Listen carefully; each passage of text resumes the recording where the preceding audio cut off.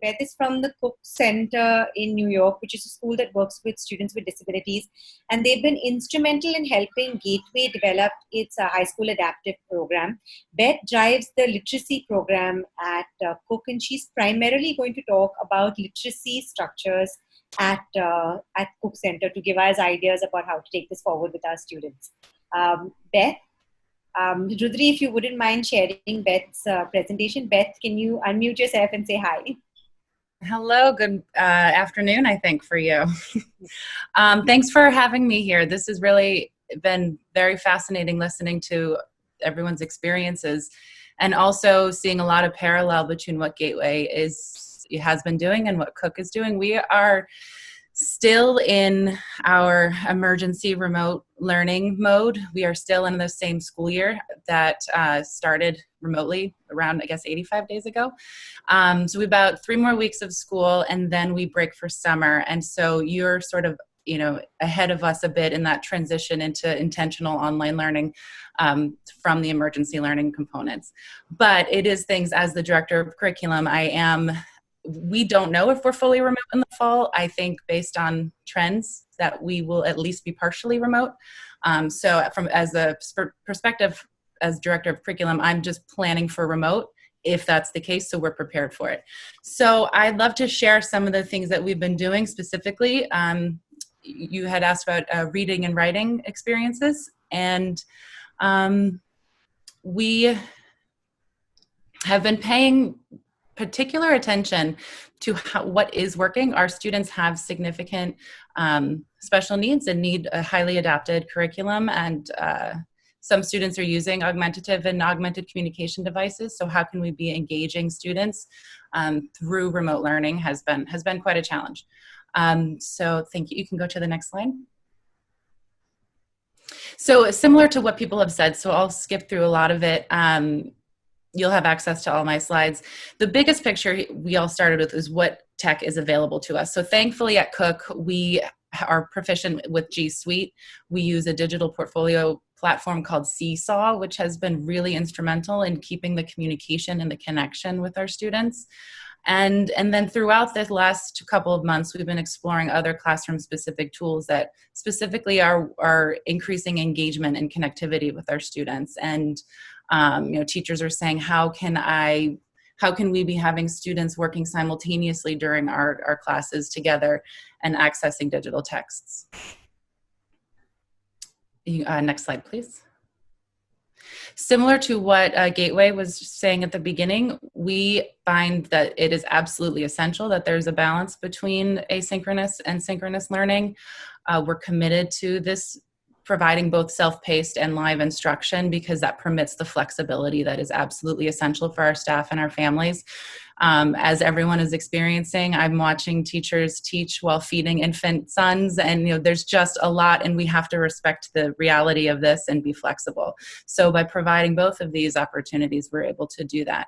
And specifically, literacy, we're in the business of helping our students access and produce language. So the asynchronous work lets us think, plan, reflect, and all of that is essential when we're asking students to read and to write. So purely synchronous learning removes that some of that necessary process to produce and interpret text. And for Cooke specifically, our synchronous learning model is currently some whole group, and for Cooke that means 12 students and 2 teachers. And we use Zoom, which means teachers are becoming proficient with the breakout features. And I'll talk a little bit more about that later. But we also build into the schedule the small group learning, which is 3 to 6 students and still 2 teachers to continue to utilize breakout rooms into even smaller individualized support. But with teachers, we did a lot of work on developing predictable routines and making sure we're not lowering expectations, just changing our expectations. And one of the biggest realizations was that student productivity will look different, and we are okay with that. Your teaching is different, so the student work will be different. So managing everybody's expectations during remote learning. Could you go back to the other slide real quick? The one right before, there we go. So when it comes to specifically developing literacy units, we are also employing the trauma-informed pedagogy, as everyone's been discussing about social emotional learning. This is not business as usual, but we do want to make sure that we are designing lessons that won't, or choosing topics that won't reintroduce trauma or reinforce traumatic experiences currently. So when I talk with my teachers, I supervise 16 teachers from middle school to into high school, but I work with kindergarten and fifth grade teachers as well. So, what do students need to learn? Parceling out what do we need to know and what is nice to know. And that allows us to teach what we need to know. And then we can differentiate and extend and support students who are ready for more challenging or additional work with what's nice to know. So having those expectations clarified is very helpful, and how students, what instructional routines are we going to be putting in place, and what will our students be producing? What do we want them? I mean, this language comes from Backwards Design, which is a great framework for unit development. But the one particular part to isolate in the visual is how when we're teaching a unit, a genre, we're teaching students how to interpret and break down and comprehend the text. We're using graphic organizers to do that. And what's important is to use the same visuals and the same graphic organizers to then build the writing piece, so that the students are becoming proficient with the tools and able to focus on the content and the idea generation. Our students particularly have significant deficits in their executive functioning. So the more we can support the process of learning and help support with the pacing, the better. Thank you. You can go to the next slide. I wanted to put a shameless plug on this real quick, but big picture thinking, what are your school values when it comes to literacy? And the school culture can set the tone and the guidelines on how much students should be reading at home. We know that students need to be reading independently to strengthen their literacy skills, but we also know that there can be a significant lack of desire to engage in what is challenging for our students with significant special needs. So what are we doing to motivate them? So the last few years I've been thinking a lot about that, and I did a 1,000,000-minute reading challenge. And so when we went remote, I said, I'm continuing this challenge. We will make this happen. This will be a part of our community, engage socially with each other, just about reading and enjoyment and the love of it and the joy of it. And we can escape in our reading, and we can develop empathy in our reading. So this has been a weekly trend, a weekly theme. Students in Google Form share how many minutes they read at home, including their families, and they recommend books to each other. I reach out to the authors. The authors send video messages. We had Jacqueline Woodson and Lisa Greenwald last week. We have a message from Aya Khalil coming in for next week to share with the students on the Arabic quilt. So this has just been that big picture. My job, I want to infuse a whole school love of literacy during such a traumatic experience. And this also has given me a gateway into our families. It's allowed me to support our families with literacy at home. And I can talk more about that if people are interested in that topic. Next slide, please. So again, in terms of the big picture, early on, the principal and I did workshops with the whole school. And we decided we wanted to use 3 synchronous learning models. And Gateway, you mentioned the flipped classroom model. We also did want to emphasize the new skill and strategy routine. For a lot of our students, they need to, sorry. I'm sorry, I thought there was a question.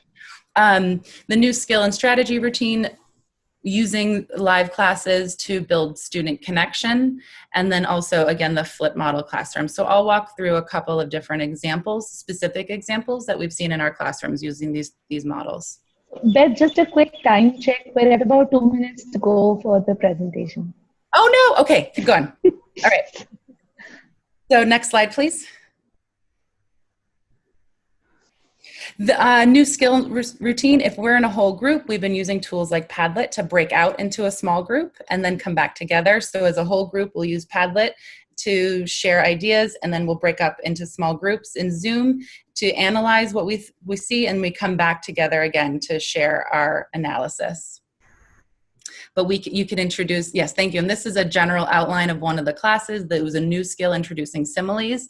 And the teacher in a 35 to 40 minute Zoom class with her fourth graders was able to hit, listening, writing, reading comprehension, speaking. She used Padlet, she used Zoom, and engaged in lots of different components of literacy within one lesson. The length of the class depends on the age and the tolerance of students, and building in movement breaks.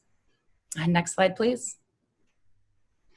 And the flipped model classroom, this was where students are applying content they previously learned. So teachers have been manipulating Google Slides with students to engage in their verbal output, again, utilizing the breakout rooms, and also students using a consistent vocabulary structure, practicing developing vocabulary and applying it in class. Next slide, please. And this I won't read through, you'll have access to it, but the third model we've been using is student connection model. This was really the emphasis at the very, very beginning. We want to build a digital community. We want them to see our smiles. We want them to know we're safe. We want them to know each other is safe. So they can share their products, create shared experiences, and again, the emphasis on the physical engagement for our population. If you're reading a book, go find something in your home that's read and come back and show. Building in that has increased engagement with our students and connection to the curriculum. And next slide, please. Thank you. And a big emphasis has been on how can we make our asynchronous work accessible. We've determined it's absolutely necessary. So teachers have been embedding voiceovers onto the Google Slides, separate from screencasting Loom type videos. Students can then listen to it and still manipulate the Google slide at their own pace, move on to the next one, click the listen. So the teacher is reading the directions. We have students with, even our seniors in high school, first grade reading levels, emergent literacy levels. So this helps them access the curriculum, and as a replacement in a way of the supports we will be providing in the classroom. Next slide, please. And then for guided reading, this is just some examples of how it can be used both synchronously and asynchronously, depending on those objectives. What do we need to know and what's nice to know? And a balance of both is good. The small group is essential for both of these, but when it's asynchronous, there's a lot on YouTube even for great ideas on how to design an asynchronous guided reading group and pause it and support at home. So we know our parents are our essential partners in all of this. Next slide, please. And then also, similar to the million-minute reading challenge, this idea of we also have to provide the low-stakes writing opportunities. So through Google Slides, teachers have created different journals depending on the developmental and age levels of the students, either with prompts or free form writing, but there's been some really beautiful, authentic digital dialogue between teacher and student using Google, just Google Docs. And like, wow, I'm so sorry you can't have your birthday party. This was also shared with counselors, so it was used therapeutically and also as the communication between one-on-one teacher-student. While also as a formative assessment, our students starting to apply the writing skills we are working on in class, and it gives us information on next steps. Next slide, please. And next steps, we are asking a lot of the same questions all of you are asking, and I'll be creating sort of a more structured guidelines moving into the fall. I want to be adding thematic book clubs, focusing on how we are going to be utilizing assessments and using that data. There are different digital tools we're exploring for that purpose. And then more systematically doing word study across the board. There are teachers who are continuing with foundations and other types of interventions remotely, but it'll be my job to help package it moving forward